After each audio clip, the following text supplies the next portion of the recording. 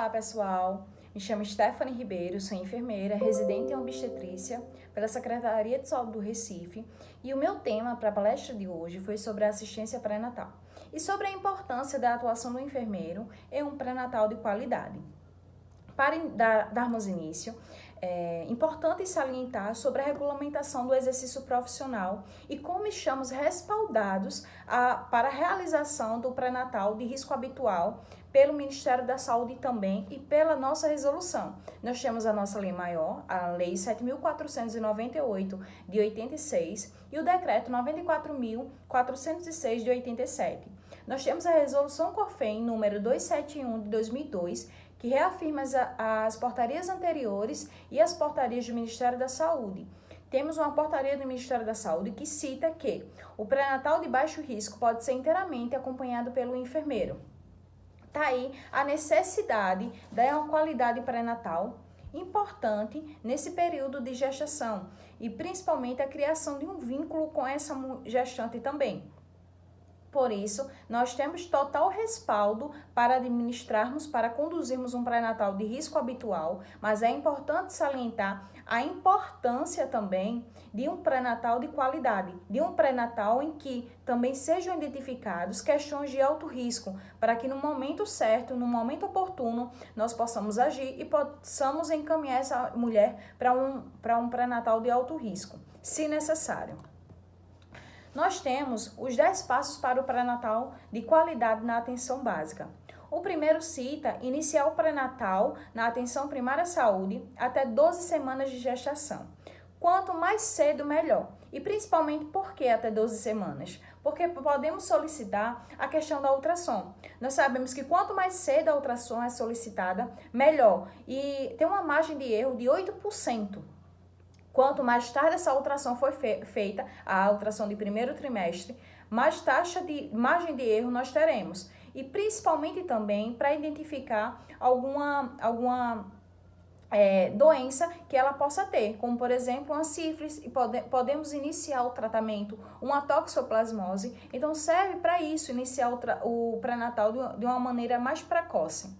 O segundo passo é garantir os recursos humanos físicos, materiais e técnicos necessários. Nós sabemos que isso não depende apenas de nós como profissionais, depende da gestão também. Por vezes, em muitas unidades, às vezes faltam até mesmo sonar, o aparelho de ausculta.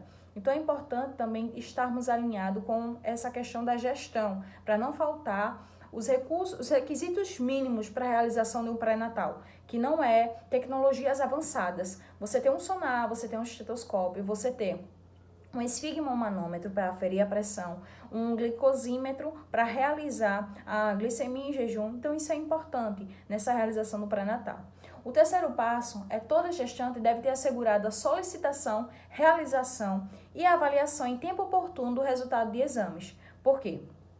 Porque se não tem um resultado de um exame, isso se torna um fator dificultador. Como, por exemplo, se nós não tivermos um resultado de um exame,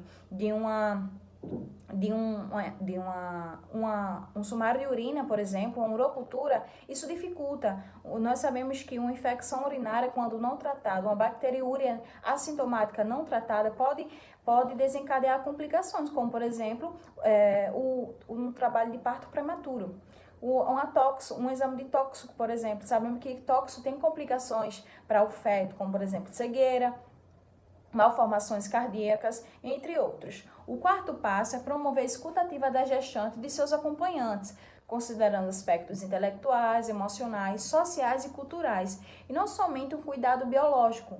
Então é importante a realização nesse quesito das rodas de conversas, porque às vezes a gestante pode ser tímida, pode até se autodeclarar que a pergunta dela pode ser uma besteira, mas às vezes não é. E às vezes a dúvida de uma pode ser de outra. E quando elas se juntam, quando fazem essas rodas de gestante, elas tiram dúvidas, uma dá apoio para a outra. Muitas vezes, muitas mulheres têm medo. Então é importante o fortalecimento de rodas de gestante.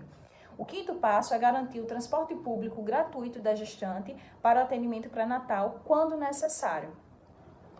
O sexto passo é direito do parceiro ser cuidado, realizar consultas, exames e ter acesso às informações antes, durante e depois da gestação. Temos um plano pré-natal do parceiro que é uma importante captação. Sabemos que quando a mulher gesta, ela não está gestando sozinha. Ela tem o seu parceiro. Será que aquele parceiro não precisa de um check-up? Não precisa de um exame de colesterol? Não precisa realizar um teste rápido de sífilis? Porque se ela tiver um teste rápido de sífilis positivo, reagente, nós podemos tratar ela e também tratar o parceiro. Lógico, com toda a anamnese, realizar toda essa questão da anamnese, mas é importante também a realização do pré-natal do parceiro e é uma captação do pré-natal do parceiro para a saúde do homem. Sabemos que é muito difícil homens cuidarem da sua própria saúde, ainda mais nos tempos de hoje. O 7º passo é garantir o acesso à unidade de referência especializada, caso seja necessário.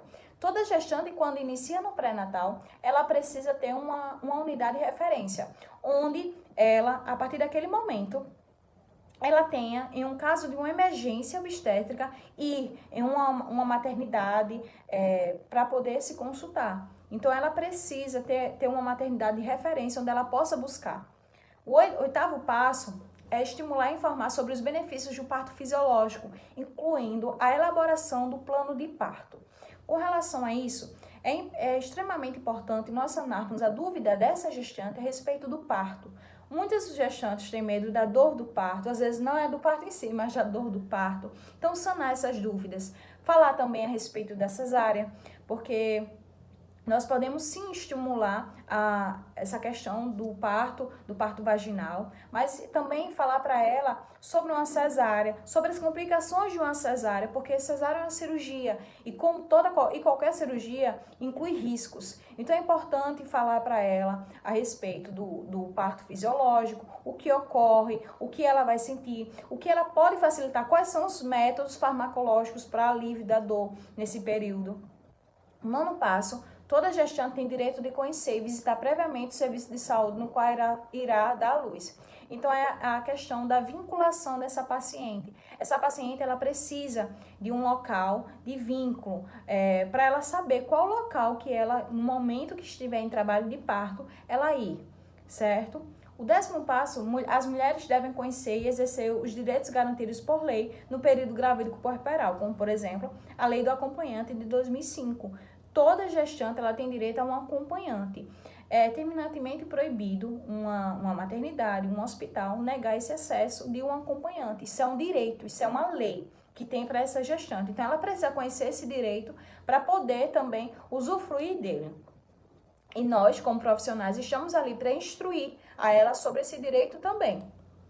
E aqui, na questão do roteiro de consultas, é declarado pela Organização Mundial da Saúde, é declarado pelo Ministério da Saúde o mínimo de 6 consultas, preferencialmente 1 no 1º trimestre, 2 no 2º trimestre e 3 consultas no 3º trimestre. Sabemos que muitas gestantes às vezes não atingem essa cota ou às vezes fazem mais de 10 consultas, que isso é muito bom. Isso indica uma qualidade do pré-natal.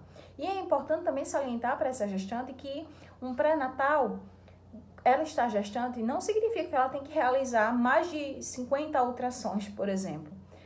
Quando você tem uma qualidade pré-natal, quando você informa essa gestante a importância da realização dessas consultas, a importância da realização desses exames durante esse período, ela vai estar mais ciente. Não vai realizar ultrassons porque ela quer ver o bebê. Às vezes pode ser sim, mas muitas ultrassons realizadas durante o pré-natal não tem necessidade, certo?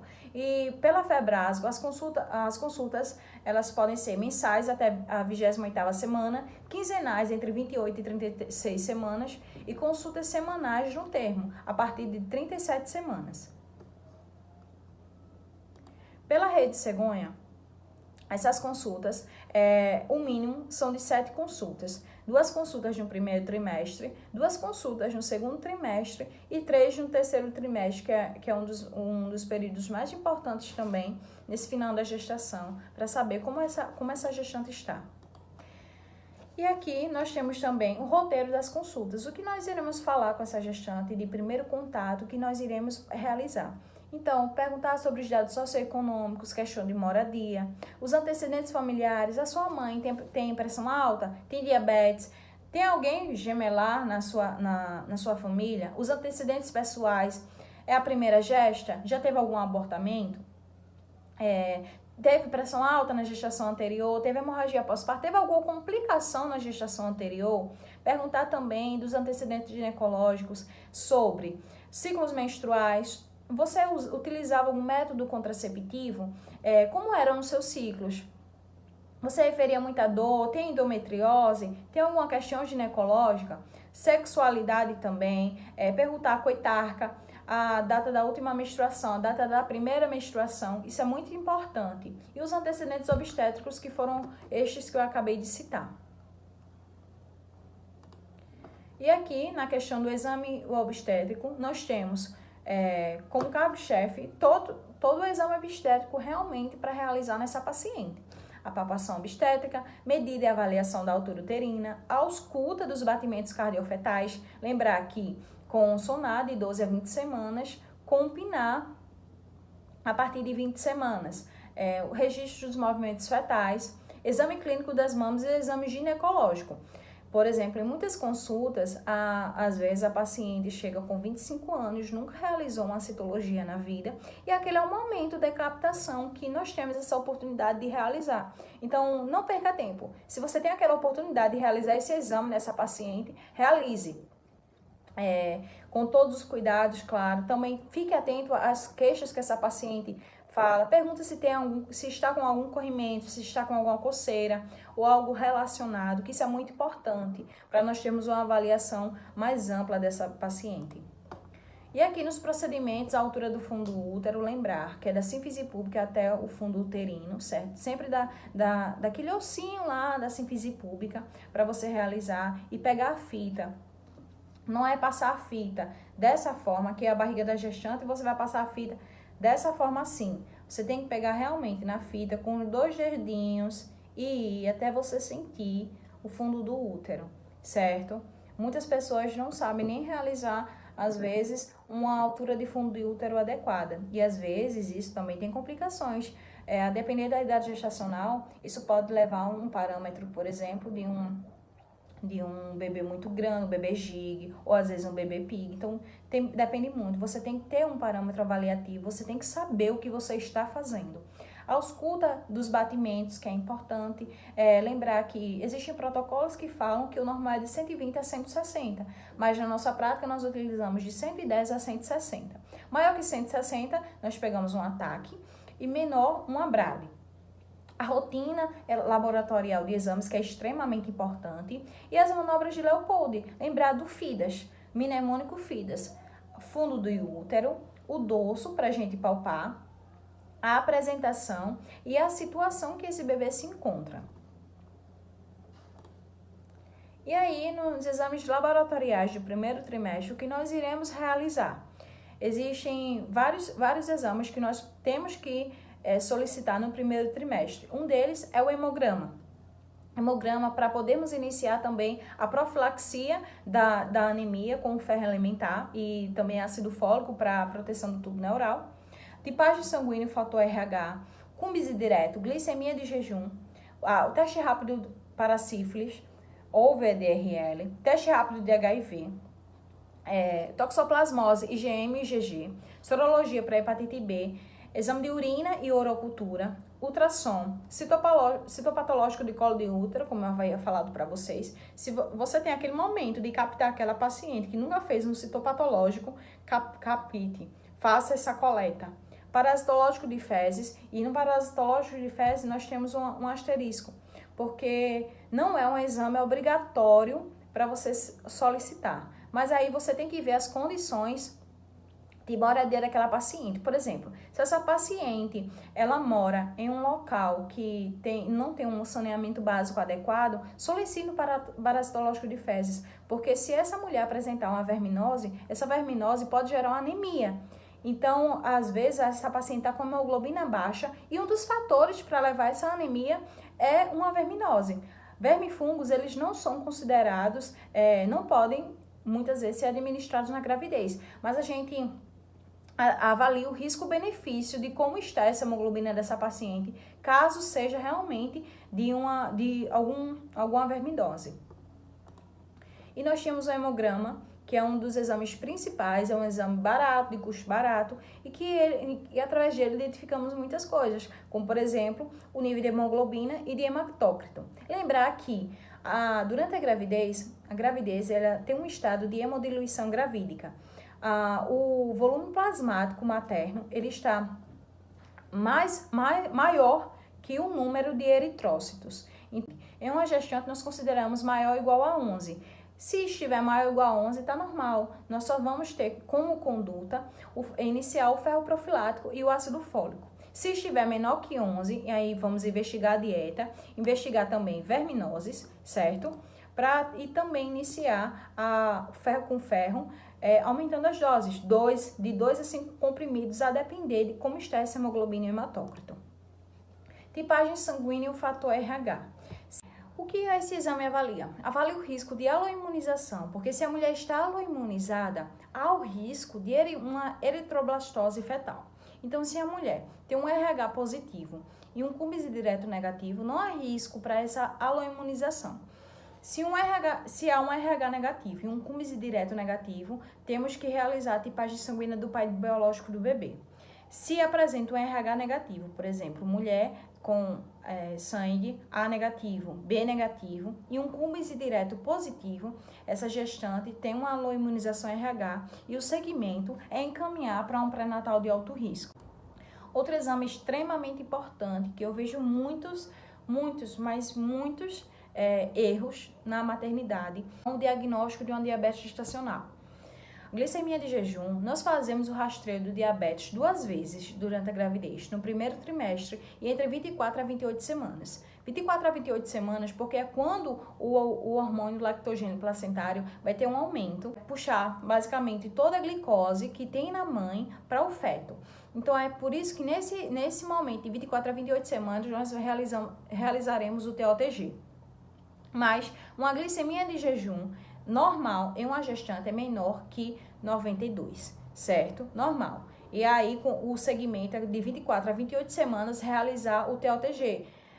Se essa glicemia de jejum de 92 a 125, a gente vai diagnosticar como diabetes gestacional e vai ter o segmento. Não é necessário, afirmo aqui, não é necessário sobrecarregar essa paciente com o exame de TOTG. Não precisa, porque é uma sobrecarga de glicose que essa mulher está levando desnecessariamente. Se em algum momento dessa aferição de glicemia de jejum deu 95, 97, 100, essa mulher é diabética gestacional. O segmento é com dietas e a avaliação dessa glicose com o glicosímetro para ter um parâmetro dessa diabetes gestacional dessa mulher, certo? Mas, se não, realiza o TOTG. Fora isso, a gente já detecta. Se der um valor alterado, já detecta. E os valores alterados de LTG do jejum 92, acima de 92, na primeira hora, após a sobrecarga, maior ou igual a 180, e na segunda hora, de 153, certo? Diabetes, como é que a gente vai identificar? É identificado acima, maior ou igual a 126, que nós consideramos como diabetes prévio. Então, o jejum é maior ou igual a 126 e após a segunda hora 200, de valor de 200. Lembrando que existem protocolos do Ministério da Saúde que citam que existem locais que realmente não tem essa possibilidade de você levar essa gestante encaminhar para um TOTG, por exemplo. Então, se você identificar uma glicemia de jejum der alterada, os valores entre 92 a 125, essa gestante é uma diabética gestacional, segmento pré-natal de alto risco e principalmente acompanhar a dieta dela, encaminhar para um nutricionista, por exemplo. Temos as sorologias que são estritamente importantes e também os exames complementares do segundo trimestre. O que é que nós iremos realizar? Existem locais e protocolos que pedem a realização de todos os exames que são solicitados no primeiro trimestre. Mas há locais que só solicitam o hemograma, o cúmplice direto, se a mulher tiver um RH negativo, um exame de urina e urocultura. Não adianta você pedir um exame somente de urina.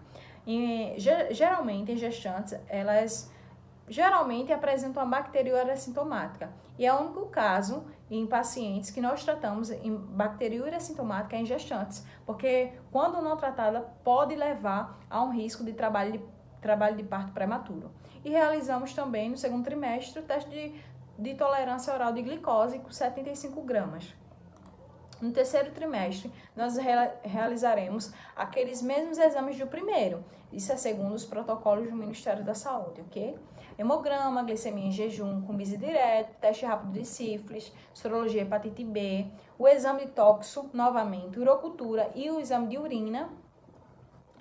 E a respeito, serão realizados somente esses. Daí a importância do enfermeiro saber identificar, saber verificar cada exame, fazer interpretação, porque um pré-natal, quando não é realizado com boa qualidade, pode levar a desfechos maternos e fetais ruins. Então é importante você como profissional, você como enfermeiro, você ter essa autonomia e você ter esse conhecimento também para você realizar o prosseguimento de um pré-natal. Porque existe uma dúvida se as causas da mortalidade estão relacionadas com a falta de um pré-natal adequado. E sim, o pré-natal influencia de uma forma decisiva na redução da mortalidade fetal e materna. Desenvolver um pré-natal adequado, vamos conseguir um melhor crescimento intrauterino, um maior peso do feto, uma menor ocorrência de prematuridade e estaremos atentos a alguma complicação que aparecer durante a gravidez. Fora a questão também do conhecimento, de orientações, que são essenciais e importantes nessa questão do pré-natal. O pré-natal ele é um conjunto de medidas que são essenciais para a redução da mortalidade e da promoção do bem-estar materno-fetal. A ausência ou deficiência de um pré-natal está associada a maiores coeficientes de mortalidade materna. A redução da mortalidade materna pode ser evitada com a adoção de medidas simples, como a realização de um pré-natal adequado, de qualidade, de você saber como profissional, captar aquela paciente, realizar as consultas direitinho, não importa. Existem muitas pacientes que estão, por exemplo, gesta 6, e que não querem realizar pré-natal, porque acham que está tudo bem com o bebê. Com pacientes assim é importante você conversar, você saber orientar, para que essa mulher faça um prosseguimento certo do pré-natal.